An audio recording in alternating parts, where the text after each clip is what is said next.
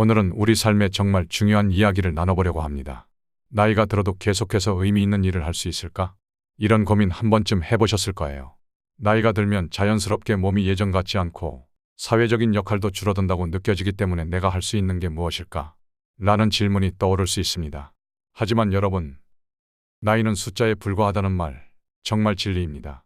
오늘은 나이가 들어도 삶을 더 의미 있고 활기차게 만드는 5가지 방법을 여러분께 자세히 알려드릴게요. 여러분도 오늘 이 영상을 보시고 스스로에게 도전할 준비를 해보세요. 그럼 바로 시작하겠습니다. 첫 번째 방법은 바로 멘토가 되는 것입니다. 여러분이 살아온 인생은 다른 누구도 가질 수 없는 여러분만의 특별한 이야기로 가득 차 있습니다.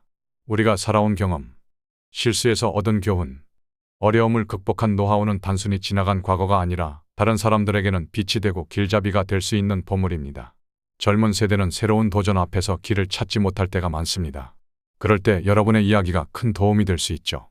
여러분이 일하면서 쌓아온 노하우, 가정에서 배우자와 자녀를 대했던 방법, 힘들었던 순간을 어떻게 이겨냈는지, 이런 이야기는 모두 다른 사람들에게 영감을 줄 수 있는 소중한 자산입니다.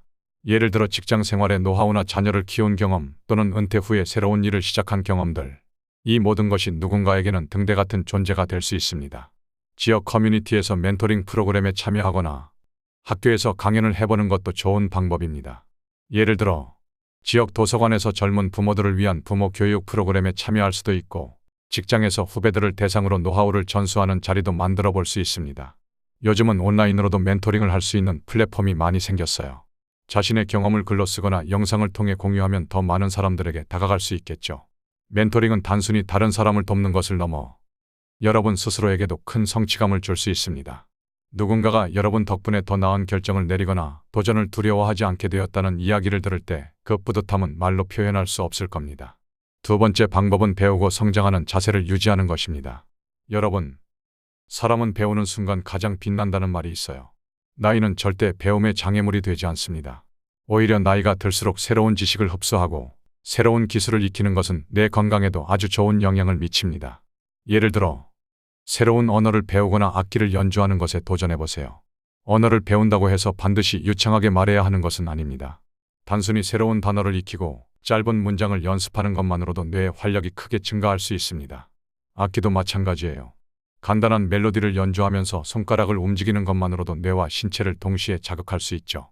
요즘은 스마트폰 사용법부터 디지털 기술, 유튜브 제작까지 배울 수 있는 강의가 넘쳐납니다. 심지어 무료로 제공되는 프로그램도 많아요. 주변 커뮤니티 센터에서 무료로 제공하는 컴퓨터 강좌나 스마트폰 활용 강의를 들어보신 적 있나요? 이런 기회들을 적극적으로 활용해 보세요. 매일 아침에 오늘은 무엇을 새로 배울까? 라는 질문을 스스로에게 던져보세요. 작은 것이라도 새로운 것을 배웠다고 느끼는 순간 삶의 활력이 돌아옵니다. 오늘 배운 것들이 내일을 조금 더 풍요롭게 만들고 세상과 연결되는 다리가 되어줄 거예요. 배우는 것은 단순히 지식을 얻는 게 아니라 나 자신을 새롭게 만들어가는 과정입니다. 여러분이 새로운 지식을 통해 얼마나 많은 가능성을 열 수 있는지 상상해 보세요. 세 번째는 지역사회에 기여하는 활동입니다. 여러분이 살고 있는 지역사회에서 할 수 있는 일들이 정말 많습니다. 나이가 들수록 내가 이 사회에 어떤 기여를 하고 있는가? 라는 질문을 떠올리게 되는데요. 지역 커뮤니티나 자선단체에서 봉사활동에 참여하는 것은 단순히 시간을 보내는 것이 아니라 사람들과 연결되고 사회에 기여하는 기쁨을 느낄 수 있는 훌륭한 방법입니다.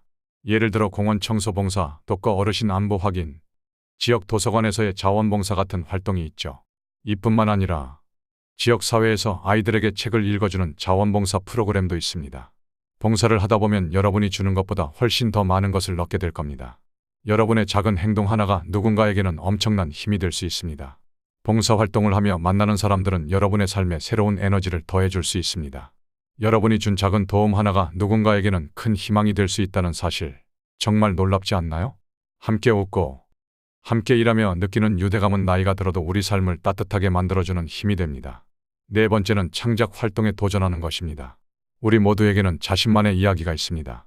그 이야기를 세상에 남기는 가장 특별한 방법 중 하나는 바로 창작 활동이에요. 그림을 그리거나 글을 쓰고 음악을 만들어 보는 것도 좋습니다.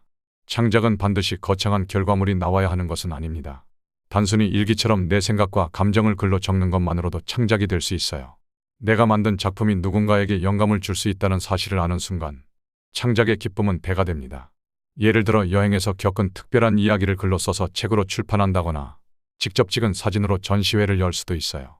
창작 활동은 우리의 삶을 더 풍요롭게 만들어줄 뿐만 아니라 우리가 살아온 시간과 이야기를 세상에 남기는 의미 있는 일이 될 거예요. 마지막으로 사람들과의 교류를 계속 이어가는 것이 중요합니다. 나이가 들수록 사람들과의 관계가 중요하다는 것을 실감하게 됩니다. 외롭다고 느껴질 때가 많지만 여러분의 지혜와 경험은 다른 사람들에게 큰 영감을 줄 수 있어요. 사람들과의 교류는 단순히 외로움을 없애는 것을 넘어 삶의 의미를 더해줍니다. 사람들과 나누는 대화와 추억 속에서 우리가 진정으로 살아있음을 느낄 수 있어요. 자, 이렇게 5가지 방법에 대해 자세히 이야기해봤습니다. 여러분도 오늘부터 이 5가지 중 하나를 선택해서 실천해보세요.